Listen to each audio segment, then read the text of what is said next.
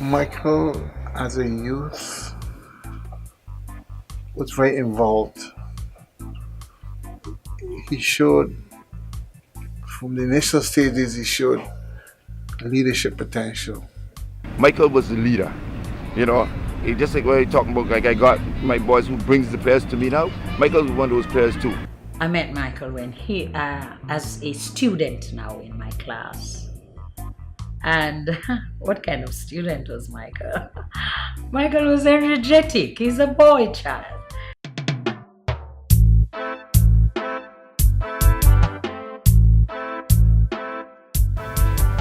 I remember growing up in central Georgetown.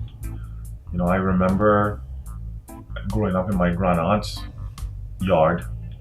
My grand aunt Elsie Borden raised my mother, and we grew up in her yard, and it was a community for me, with a community with a lot of expectations at times of me and for me. My grandmother, my father's mother, lived directly behind my grand aunt's house, so I grew up with having a lot of family involved. My mother pampered me quite a bit. I'm the youngest of three kids between my mother and my father. Michael was a sort of difficult, very difficult. He was very attached to me, very attached, very clingy, crying, and at that time I was a stay-at-home mom. So when he was born, so he got really attached to me, very clingy. Wouldn't do anything without me. Very fussy. But as he got a little older, he also was attached to his grandmother Esther, who passed away. Very close with her, very close. I remember going to my grandmother's house on a regular basis because she lived, as I said, directly behind my mother and my father's house. And I remember rooming, the entire Georgetown area. It was one big playground for me. So I grew up eating mangoes and guineps and plums. I grew up climbing every tree within 300 or 400 yards of my house. It was a happiest childhood. I don't know anything different. But I also knew that with me living in a one-room apartment with my parents, I also knew that there was also something that we didn't have. Like, each of us, my siblings and I, didn't have our own rooms, our own bed. We all slept on a twin bed. And I think that to a large extent, that made us a really tight-knit community. I grew up going to Georgetown Primary School. We walked there every day. My grandmother walked us to school every single day, and along the way, I had cousins and friends and so forth that also walked to school with us every single day. And it was happy times. It was a lot of happy times. Some of my earliest teachers, Miss Howell, Miss Gardner, Miss Crawford, Miss Lumsden, always, I felt was always harsh. I felt they didn't get me. They didn't understand. My principal, Mr. Marshall, knew my mother and knew my mother well, and consistently communicated to my mother when I was not doing the right thing or making the best decisions. But I also remember that, he became, a mentor and friend, and a lot of it was because I played football, and he was not only the principal but also my football coach. He was one of my first football coaches. Michael was pretty serious about what he wanted to do. as a goalkeeper, and this is at Georgetown Primary when I was principal, and also working with the soccer team and the track team. Because in those years, we won all the soccer competitions for primary school kids and all the track competitions for primary school kids. And Michael was always one of the leaders in that. He took everything relatively seriously. Um, he wanted to be upfront. He wanted to show that we could do it, and didn't need to fool around. Just work at it. If you wanted to achieve anything in life, you had to work at it. Michael was into sports. He was really into football. But I'm from an old school, and even from then, I believe that if you love the sports, no matter what sports, I expect you to be academically sound as well. And I'm going to do everything that I can to make sure that you go along that path. So I know that probably, I don't think I crossed any bounds when I would get mad with him sometimes, because he was paying more attention to the football, and I think he did some tracks as well, and not enough on the homework at the time, or classwork. But what I know I did, because of my background knowledge in using a child's experience to get them more interested in the academics. And I think that was how I got Michael interested in the academics, by using the football scenario to build that academic skill in Michael. When he was 9 years old, his father left us. So I had to make a decision to go back out to work. Because his father left, we didn't know where he was. We were all alone, me with 3 children. So I went back out to work. His grandmother Esther helped me, took care of them, plus another elderly grandaunt helped me to take care of them while I was working. At about 10 years old, I think a lot of things in my world came apart. My parents eventually, divorced and split up, but before that, we were moving. My grandmother, my mother's mother, Granny Daphne, got extremely ill. She was not an individual that I spent a lot of time with, but and it's because she lived the majority of her life. My family lived in New Orleans, and she was one of the matriarchs of our family. My mother had kids very early. My mother was pregnant probably at the age of 15. Back in those days, if you wasn't pregnant by the age of 15, you were known as being barren. So my mother was, had my brother and sister, between 15 and 16 years old. I came 4 years later when she was about 21.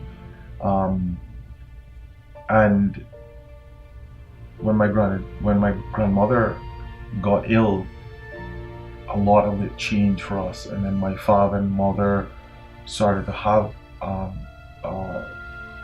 relationship issues, and eventually, they split up.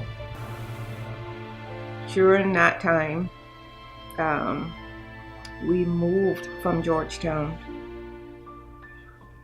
We were in Georgetown for a while at my grandmother's residence in town, which is close to his grandmother. And when he was 10, we moved down to this residence, which was belongs to my mother and stepfather. It wasn't all of this, it was just a small 3-bedroom house. And we stayed down here. But, like I said, before that, I worked 2 jobs. I had to work 2 jobs. And he was just starting to get involved with a lot of sports and whatnot. He was still very clingy. It really took a toll on him. When his father left. I remember moving around a lot. I think in about 4 years, we had lived in at least 5 places. My mother was working harder, longer hours. It was a struggle raising the 3 then. Like I said, I worked 2 jobs. My daytime job when they was in school, my evening job, picked them up from school, took them to work with me. They did their homework and stuff on the floor while I was working, because I was working in the office. Because I was working at the Holiday Inn, and then I was working at another condo management company. So I was working 2 jobs. She worked off of West Bay Road. We always catch the bus to her workplace. She would always, she'd treat us by buying us a pizza. And I remember my brother and I sleeping under her desk until 10, 11 o'clock at night.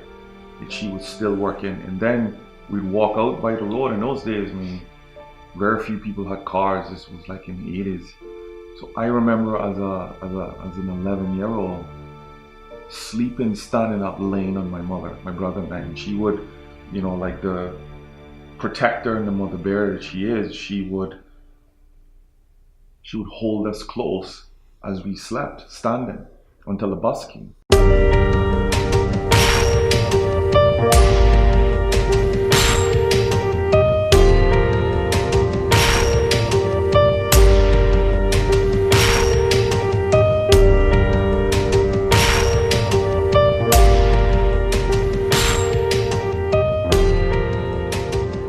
But something about Michael and the class that Michael was in, there were 2 other boys in that class, that Michael and those 2 boys form a bond of friendship that was unseen, honestly.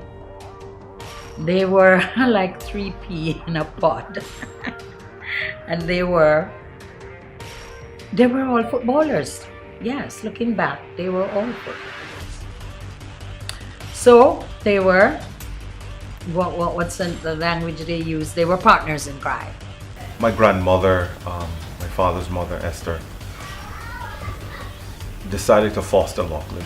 That was we were probably maybe 6, 7 years old when I first met Lachlan. We did everything together, climbed trees, played with animals, went fishing, went to the beach. We did pretty much everything together. Lachlan was my soulmate. He was my partner in crime. He was an individual that could walk into a room and light it up. He had a great smile.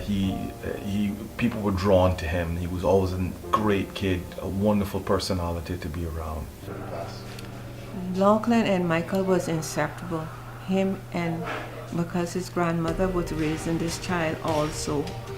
And they were very, very good friends. Lachlan was brown skin, Michael was dark, but they were like brothers, inseparable. They always did things together. His grandmother would take them to the movies. She would take them different places.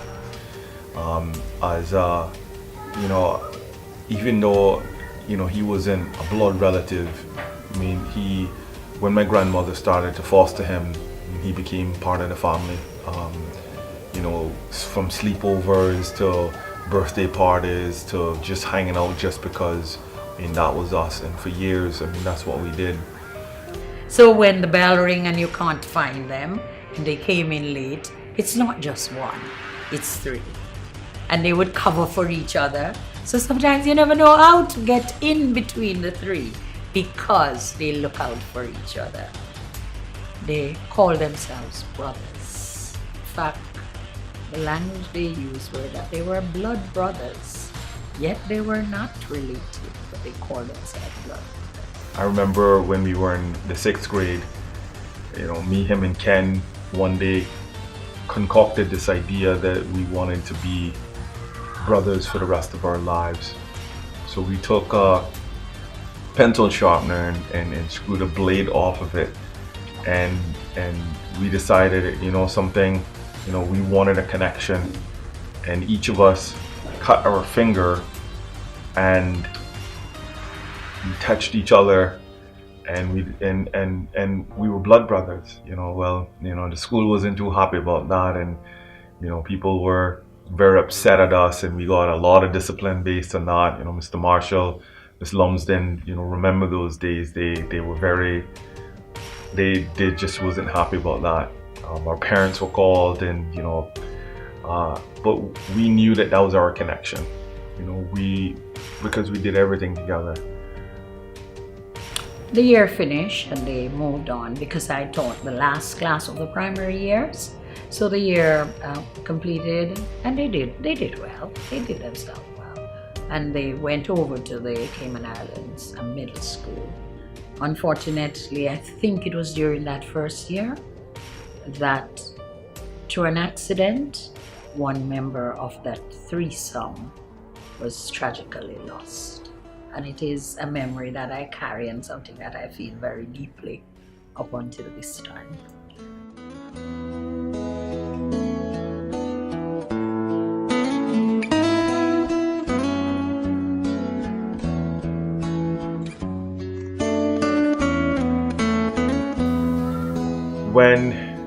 I remember one Saturday morning, we were probably 12, 13 years old. And we met every Saturday at Booster's shop. That was our thing. We meet at Booster's shop. We bought a ton of chewing gum. We chewed all of it before we left the shop.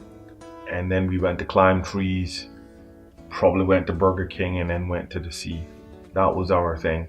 Or we went by the annex and played football, depending on, when and how, and the time that we reached. We were probably at Booster's shop around 8 o'clock or so in the morning.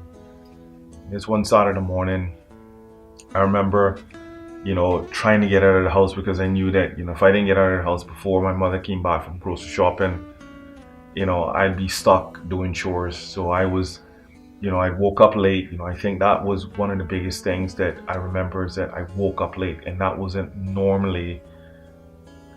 I was always up from especially on Saturday mornings, I was always up from very early, and I was out of the house to meet Lachlan and meet other friends, who hung out with us. My brother was always, part of that little group as well.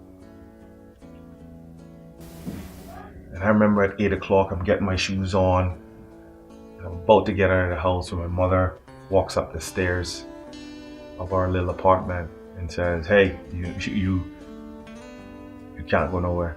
You need to do the dishes. You need to start doing the dishes." And as I was doing the dishes, I remember the phone ringing, and it's like everything almost went into slow motion for me. And as a 13-year-old kid,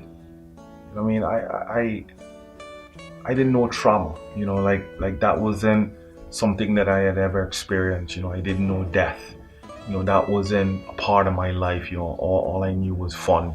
Even though I was poor, we knew fun. We didn't know anything else besides fun, going to school, playing football. And I remember my mother calling me. I was washing dishes, and she said, Michael, in a very just soft voice. Because normally she'd be demanding, you need to wash the dishes, you need to pick up the clothes, and you need to do this and mop the floor, and all of this stuff. She said, "I need to talk to you. Can you come in the living room and sit down?" And she said, I don't know how to tell you this. She was like, "I just got a call, and Lachlan just died." And I didn't know how to react to that. First I thought she was joking. She was probably trying to stop me from going to Booster's shop or stop me from meeting with him. And I just, like, it did, it was almost too real. And so I sat there for almost 5 minutes just trying to see if this woman was joking. Because, like, how can you be dead?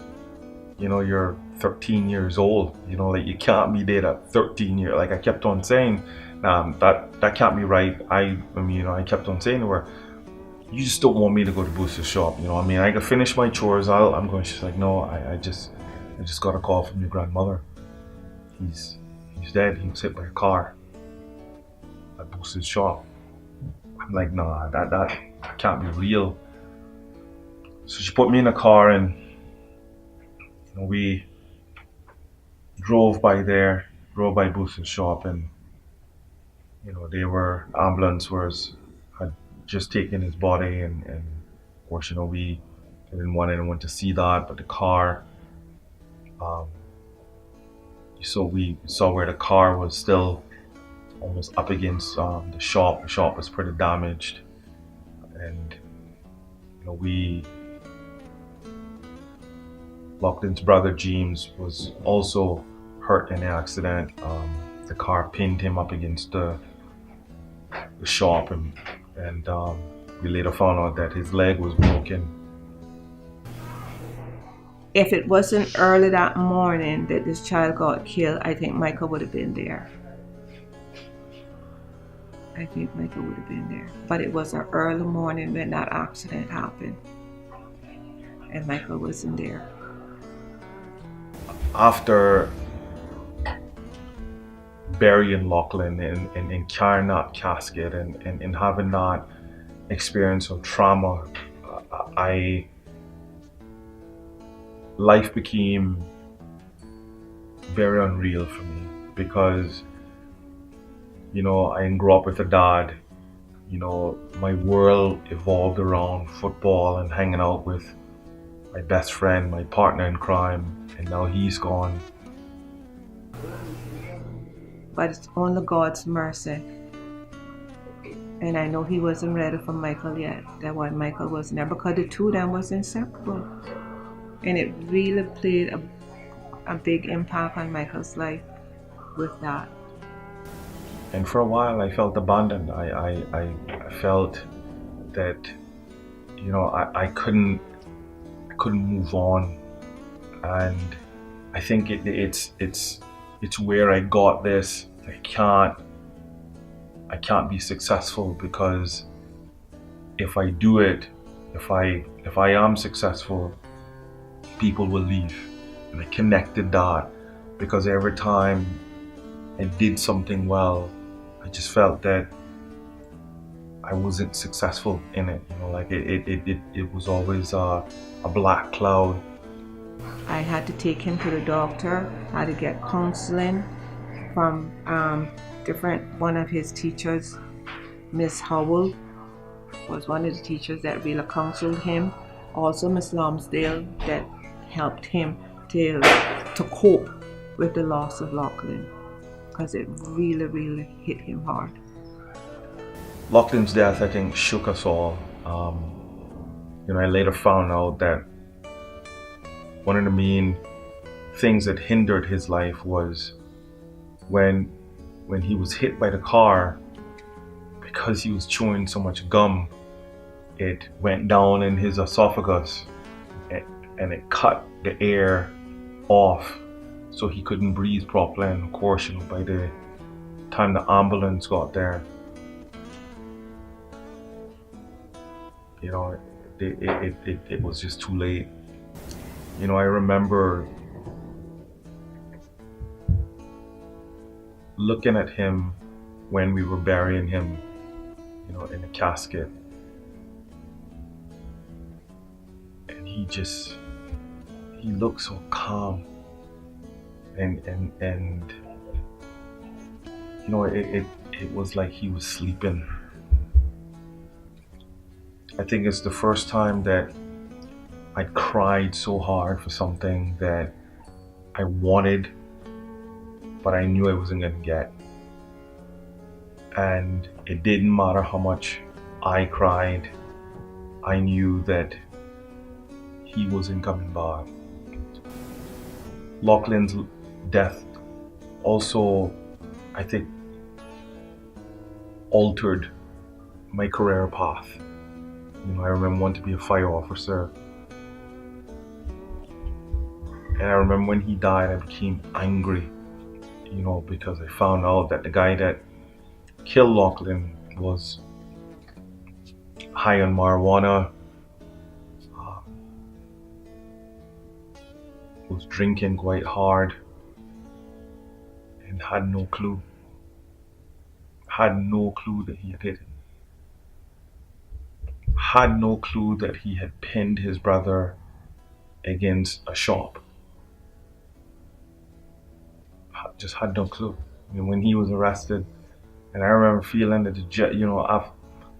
I remember feeling like justice was never served. He got 3 years in prison.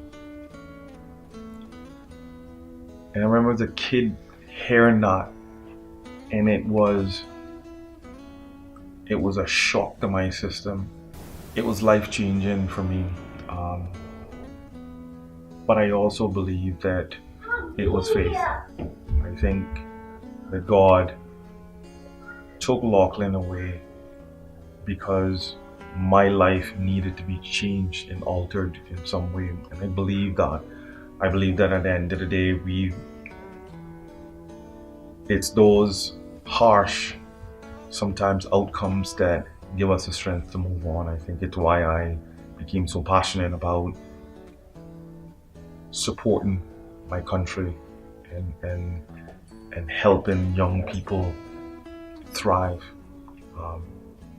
Lachlan's death changed a lot for me, and I think that was, it was key that I was saved.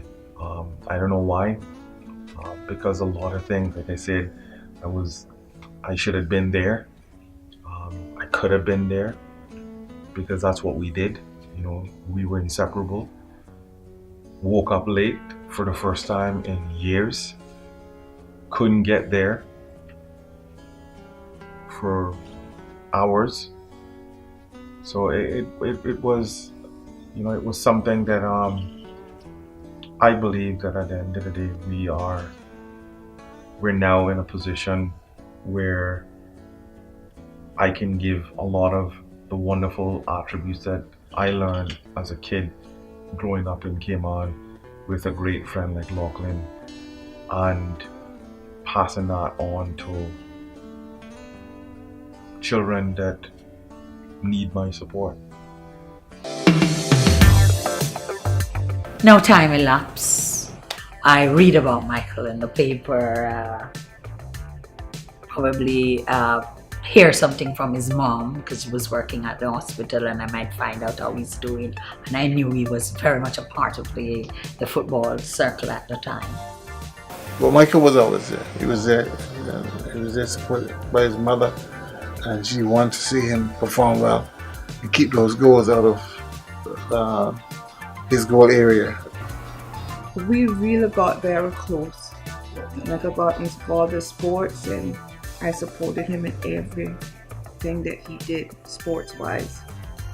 I don't even know how Michael even started off to become a goalkeeper, because in those days, he can tell you himself, when we wanted a keeper, if the team didn't have a keeper, we could dress 12 players and neither one having a goalkeeper uniform. And we stepping out on the field to play that match. Or even let's say we dressed 11 players, all in one red uniform, and we stepping out the field to play that match, and we don't have a goalie. All we got to say, somebody got to keep goal, and I guarantee you, before the match starts, one of those 11 will be in a goalie shirt. And we always had that. So normally, goalies just find themselves, So, and maybe that's what he did. He fell in love with it, he found it. But being a goalie, he was also a skillful player outfield. He could play any position. He could play in defense, midfield, and all goalies like to be strikers. You put him in front of the goal, and he'll kick the ball through the back of the net because they know how it feels in there. He's also one of the students in my house, and our team also won the inter-school, inter-house competition. Yeah. Michael played his role again, always dressed well in his gear, and having his beautiful colored shirts and shorts. I did not mention that at one point in time we we we started out the inter what is now the inter-primary school sport competition soccer, but we knew it then as the Pee Wee soccer. That was Mr. Gilly Seymour, Mrs. Guilfoyle, Mr. Michael Alberger, and there was also a gentleman who worked at Kirk's from West Bay. I forgot his name, but he was also part of it. But we were principals of that, and we only initially had three teams playing: Georgetown, Pratt,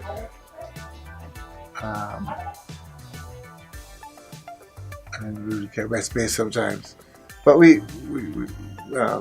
that's where it grew from. That's the genesis of the inter-school football competition. So We used to have juggling contests and during the Rotary Soccer Camp, and Michael and Jerry Whitaker would juggle at lunchtime while all the people from the Rotary is watching. This is not an easy thing to do as a kid with a lot of distraction around you, and some kids would be nervous to try. And they would go there, and when they reach like 600, 700, 800 repetitions, we tried to get them to stop. We even told them that their girlfriend is coming, and to see if we could take their concentration off, and they would still be juggling. And that juggling is essential. So here is a goalkeeper who's also a skillful player. So Michael was just an all-around player. I met Winston Chung when I was about 10 years old. Rotary International had a football camp every year, and Winston Chung headed up international delegation of coaches that came in for a month. One of my most fondest memories of Winston Chung is when I was about 19 years old. I played in a international tournament in Jamaica. It was the qualifying rounds to the Olympics, and Jamaica hosted the group, and we had never beaten Jamaica. And Winston Chung had always said to us, one day you are going to play in Jamaica and you're going to beat Jamaica in Jamaica. And we were like, there's no way, because again, history have always had it that Cayman was always somewhat inferior to Jamaica in terms of football. So when I was 19 years old, we flew into Jamaica, and it was very challenging because Jamaica could be very intimidating, from the plane to the hotel to the field. But as the whistle blew, I remember us having the game of our lives.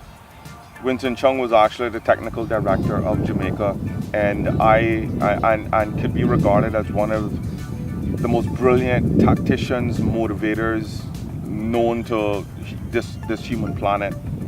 And I remember I was the captain of the Cayman team, and walking onto the field, there was about 30,000 people all chanting Jamaica, Jamaica, Jamaica, and it was a very intimidating moment.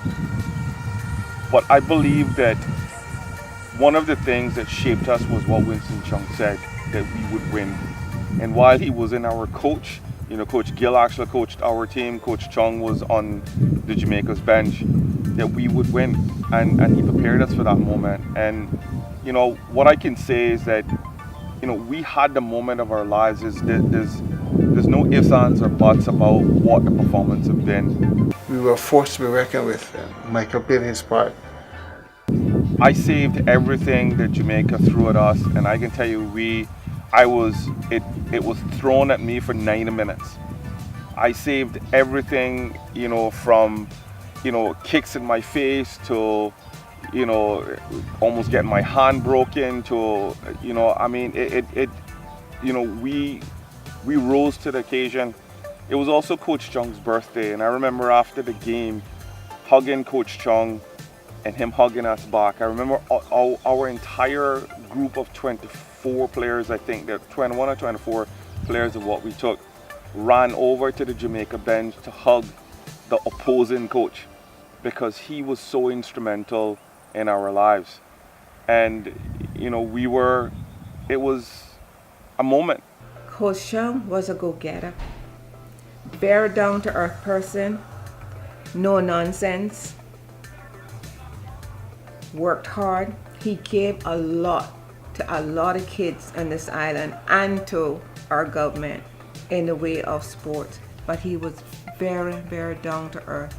But when it came to taking care of our kids, he did. He gave it his all. He took his money, not even only his sweat, but financial, and he took care of our kids and got them where they needed to go.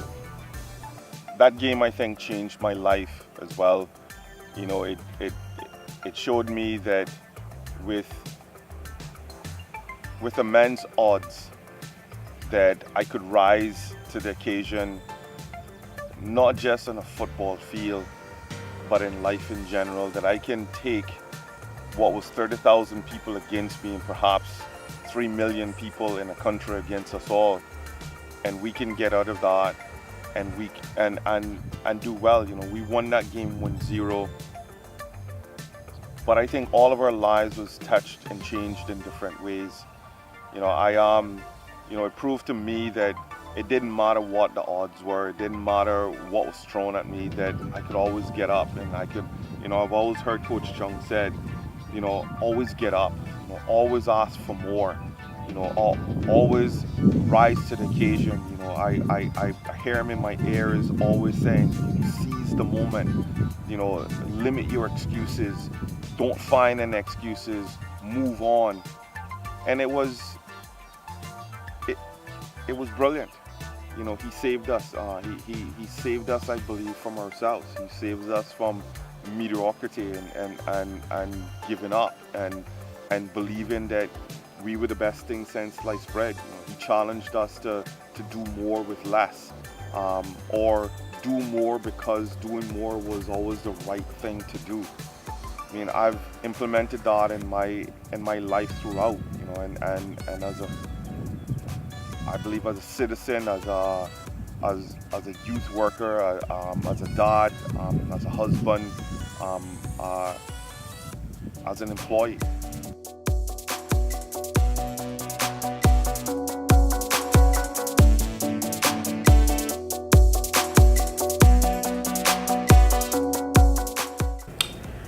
But let's fast forward and all those wonderful things that he did in football years and in high school. I didn't keep up much with his academics because I was no longer his teacher. But when Michael left for college. And by then I was no longer at at Georgetown Primary. I was now at Johnny Campbell Primary. And Michael was about to complete college, I think, and he was getting married. And Michael sent an invitation to me. His cousins who were at my school at the time were the bearer of the invitation. You asked me the question about how did I impact Michael. Or up until then, I was just doing my job. I was just doing what I was supposed to do, what I enjoyed doing, what I had a passion for. I didn't think about impact in any other way more than getting them through the things that they had to get through to move on to the next stage of their learning. But Michael wrote me a letter. I'm really so sorry I can't read that letter verbatim to you now. Because of the storm, I lost that letter, which I kept up until that time. But the essence of the letter was, he was inviting me to his wedding in Kentucky. And at the back of the invitation, he personalized it. And he wrote a letter to me. And something that sticks, when he said to me, I am now going to do I'm getting married and I'm now going to put into practice some of the things that you always taught me about on becoming a man. And the tears, I sat at my desk in the late evening when the child had brought it to me, and the tears fell out of my eyes. What did I do? How did I impact this young man that on the eve of his wedding, he was to send me an invitation, personalized, to remind me of the things. And he actually quoted one or two things that I did or say to him. It is ironic that I would get to know Michael by one of those extraordinary people, Winston Chung. In our conversation, he said to me, "Do you know Michael Myles?" And I said, "No, I've heard his name, but I don't know him." And I think that's probably the first time I might have heard Michael Myles' name. I also believe that the journey of Winston Chung, Gillis Seymour, Jocelyn Morgan, Everton Edwards, the Richard Marshall, Christine Guilfoyle, Leonora Mendoza Hydes, Lorna Lumsden, folks that have had a profound impact on me. Their sacrifice I've always carried on my shoulder. He has matured so much. And after he came back the last time that he's been working with government, I think he tried to do too much. He was trying to save the whole of Cayman kids. And I used to say to him, you one can't do it. You have to save yours. But if you save one Cayman kid, you still have done a great job. The minister then, Dr. Frank McField, was wanted to start a foundation for the children that were placed at Bonaventure and Francis Borden. He knew that he also wanted to change the management of the two homes. I think he then brought Michael Myles. This name comes up in my life again. Well, I want Michael Myles to come home. He was not in Cayman, to manage and run the Bonaventure Boys Home while we figure out who the best person is going to be to run the girls' home, Francis Borden Girls' Home. So I hear this Michael Myles person again, and that's now I know that I did not really know Michael. Frank does the call. Michael comes home. He's managing Bonaventure under a board structure. And Michael took on a job as the house manager at the boys' home, in Westview. By then, I was no longer a classroom teacher. I was now learning and behavior specialist, as well as a SENCO, which is a special education needs coordinator. So that means it put me once again directly in Michael's path, because I'm going to be having children that I have to deal with in my school that also are members of that household, and which Michael would be in charge of. And that was when I saw yet another side of Michael. How much Michael advocated for these children. We think every child has the right and should have the right to have the same life, the same exposure, the same opportunity that you did. Let's just help them. Sometimes it's not easy for everyone. So finally, he couldn't get it. He was very frustrated. Called me. He said, "Bonnie, I need your help. You can do this." We met, and from that was formed Youth Anti-Crime Trust, commonly called Youth Act. We put a team together, put our own board together with people who knew children. Former Joy Bastillo, teacher, principal, chief officer, chief education officer, who understood children. Therapists, counselor, people who understood children. And we started off with the Youth Crime Prevention Day, which we still deliver as of today. And I'm happy to say we were finally able, after lots of work, proposals, begging, asking for funding, able to provide the Department of Counseling Services and the Family Resource Center with the required training from the SNAP staff, implemented our first SNAP program.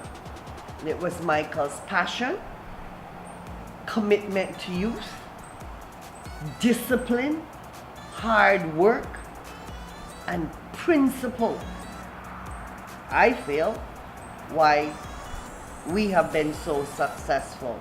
I love it. I'm part of it. He motivates me. I've often wanted to give up. He says, yeah, take a couple of days off, get it out of your system, call you next week.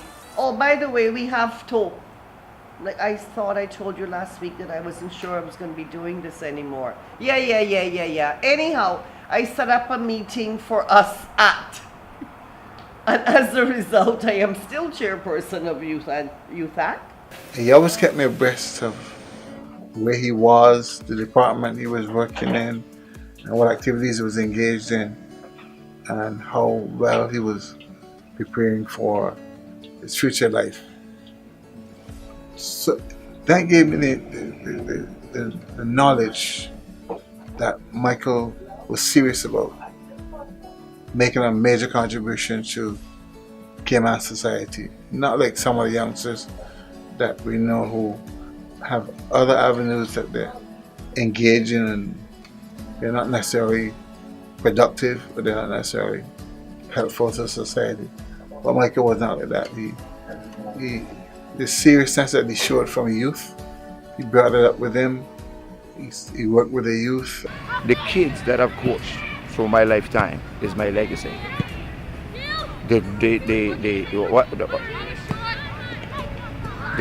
I put it like this, the word is touch. You know, because in football we always say you can tell a good player by his first touch. So I like the word touch. My legacy is the lives that I've touched through my career. Michael is one of them, you know, and to see him grow to become the person that he is, but also grow to come back to give back to kids too, you know, showing that he remembered where he came from, just so he know where he's going. And when you know where you come from, you know where you're going. That says a lot. And he's continued to be a beacon in this community, a beacon, and showing the way to some of the other. I wish that some of the other kids that came up in his era, or even after him, would follow in his footsteps and endeavor to make a contribution to the Cayman society. They haven't always done that, but that's what I know, and that's what I'm proud to speak of with Michael, and I'm sure that he wants to leave that legacy with his kids as well. Michael brought that to the table, that he really thought it was important to help people. One of the things that I have to say I find a little peculiar, because I just don't share that type of passion, but that I also am always really impressed by, is the fact that Michael has this deep-seated need. It's not even just a wish or a hope, it's genuinely a need to serve his country. And like I said, I just don't think like that. For me, it's a bit more kind of firsthand, arm's length. Like, I have a very strong need to serve my family. But Michael has always, from the get-go, talked about, you know, I really feel like I need to give back to Cayman. Like, I need to make that a better place. I need to be giving the things that I was given. But a very, very other important attribute that he has is he's principled. You can be a hard worker, you can be passionate, but you could be corrupt. He's principled, always making a decision based on what's the right thing to do. He's always been a person that pushed us to find new beginnings in education, primarily not only for us, for other children. Like my father's always been a person that's put people's needs before his. He's always loved kids. Even, I can remember like us being around other children and my dad, showing them more attention than us because he's always told us, they may not have a father at home and you are lucky to have one. And they may need extra help and attention and support. He's like, you have me 24/7. They have me for 2 hours. So would you be willing to give up the 2 hours to help someone else for your 24? And, he's always supported us. He is, I would say, my hero.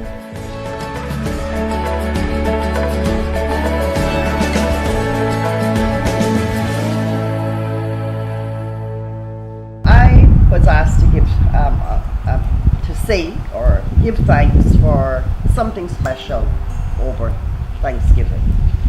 And having thought about it, I realized that I have been so fortunate, and I gave thanks for being so fortunate to have met such extraordinary people.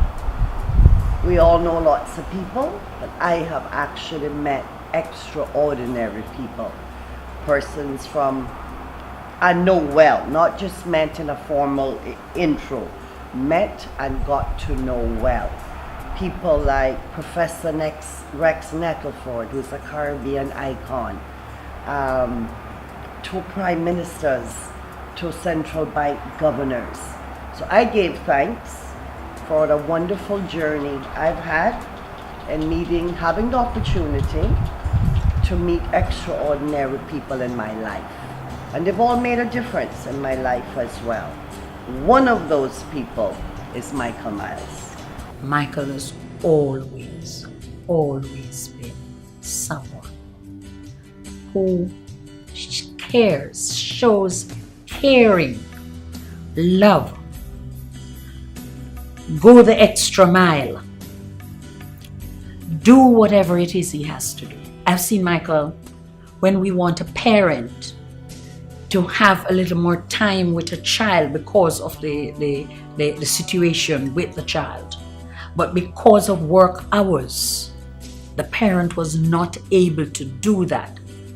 Michael would help a parent with employers, speak with employers on behalf of parents so that employers can work around and make plans and allow a parent at different times or work around timing so that this parent now can have a little bit more time. And I'll give you an example when I tell you about his passion and how hard he works. The most common answer, say for a parent who was asked to come to a family therapy session, is that I have to work. And they did. And they did. And he would say, fine, which day do you not work? When are you off? 7 days a week, 365 days a year. You pick the day and the time. And the parent, I will never forget this, said, you mean Sunday too? I said, yeah, including Sunday. Any day you are off, but it has to be, this is your week, one day this week. If not, your child would not have earned the right to come home, and you, the parent, is why they're not coming home. There was one of my friend that Michael saved her son. He was heading down the road for destruction. And Michael took that young man when he was at Bonaventure working, and he took that young man and he just tutored him. I think Michael was a father, turned the father for that child. Today that young man is married. He worked Maples and Calder, and he talks about Michael like Michael was his biological father. Every time he see me, Miss Grace, how Mr. Mike doing? How Mr. Mike doing? I haven't seen him, but you know how I is with him. it's important to achieve, and Michael had that in him to achieve from the beginning. It was nothing unusual. He wanted to achieve, and he set it to achieve, and he has achieved. Every time I lose my way, I go back to the roots of what my mother taught me. Never forget who you are or where you come from. And I'm proud of that. That's the part that makes me who I am. I don't need money to do that.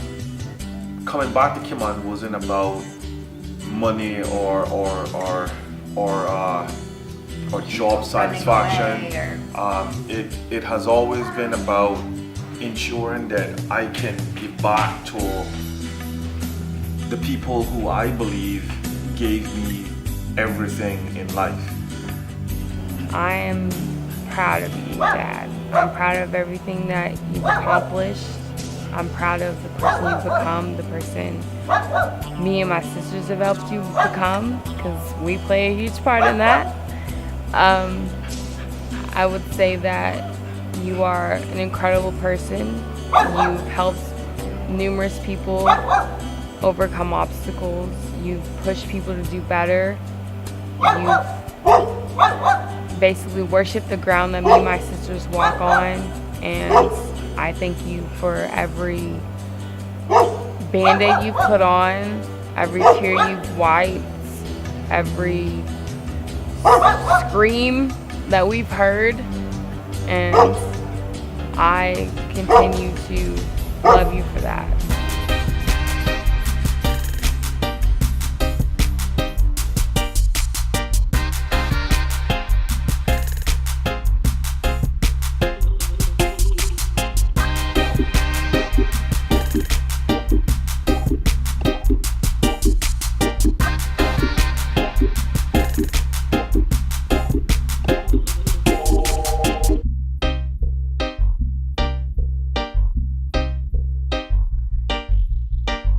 Thank you.